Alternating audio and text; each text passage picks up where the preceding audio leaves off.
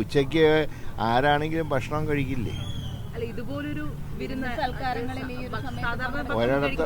ഒരിടത്ത് ഊണ് ഏർപ്പാട് ചെയ്ത് അവിടെ പോയിട്ട് ഊണ് കഴിച്ചു എന്നല്ലാതെ ഊണ് കഴിക്കുന്ന പോലും തെറ്റാണെന്നുള്ള ഈ പറയുന്നത് വിഷയദാരിദ്ര്യത്തിൻ്റെ ഉദാഹരണമാണ്. ദുരന്തത്തിനെ പോലും രാഷ്ട്രീയ മുതലെടുപ്പിന് ശ്രമിക്കുന്നത് തികച്ചും ദൗർഭാഗ്യകരമാണ്. ഇതിങ്ങനെ ചെയ്യാൻ പാടില്ല. ഞങ്ങളൊക്കെ മുമ്പ് പ്രളയം ഉണ്ടായ സമയത്ത് പോലും നിയമസഭയിൽ വിമർശിച്ചിട്ടുണ്ട് പോരായ്മകളെക്കുറിച്ച്. പക്ഷേ ഇതുപോലെ അന്ന് പിണറായി വിജയൻ എവിടെ നിന്നൊക്കെ ഭക്ഷണം കഴിച്ച് ഞങ്ങൾ എവിടെങ്കിലും പറഞ്ഞിട്ടുണ്ട്.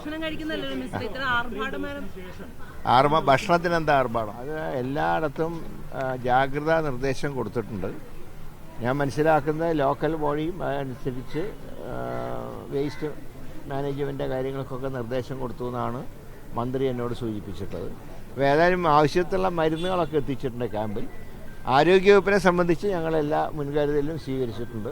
അതുകൊണ്ട് തന്നെ ഈ പകർച്ചവ്യാധികൾ പടരാതിരിക്കാനും കഴിയുന്നത്ര അതിനെ നിയന്ത്രിക്കാനുമുള്ള സംവിധാനങ്ങൾക്ക് ആരോഗ്യവകുപ്പ് നേതൃത്വം നൽകുന്നുണ്ട്. ഇതിന് രണ്ട് തരത്തിലുള്ള ആക്ഷേപങ്ങളാണ് ഉയർന്നു വരുന്നത്. ഒന്ന്, ഈ ക്യാമ്പുകളിൽ കൃത്യമായ രീതിയിൽ മരുന്ന് ഇല്ല എന്നുള്ളതാണ്. മരുന്നുകളൊക്കെ ഉണ്ട് ക്യാമ്പിൽ. ഒരിടത്തും മരുന്നിൻ്റെ ക്ഷാമം റിപ്പോർട്ട് ചെയ്യപ്പെട്ടിട്ടില്ല.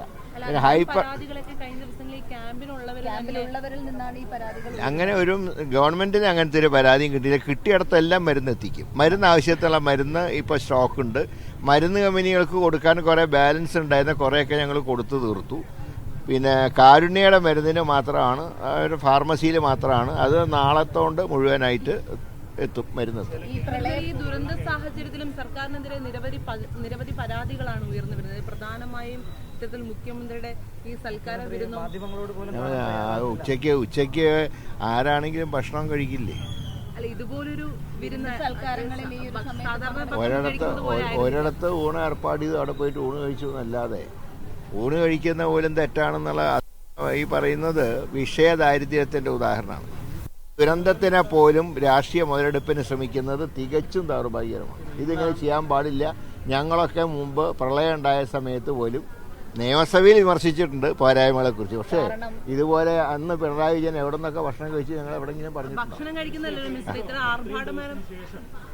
ഭക്ഷണത്തിന് എന്താ ആർഭാടം?